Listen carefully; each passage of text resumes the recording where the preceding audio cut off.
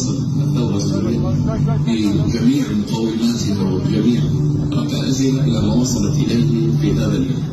وأقول بأن ذلك بإذن الله تعالى لن يعني نحن في نهاية المطاف، ولم يبقى لنا القليل بإذن الله تعالى حتى نصل إلى آخره. وأنا أراكم تجلسون في حلقة مطرقة مني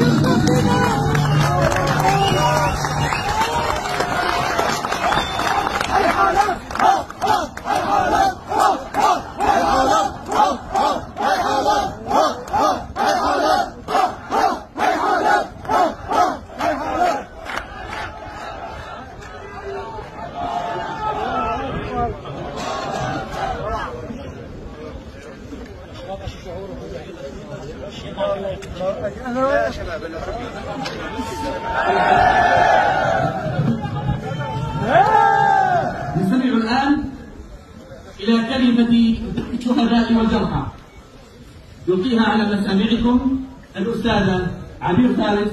فلتتفضل.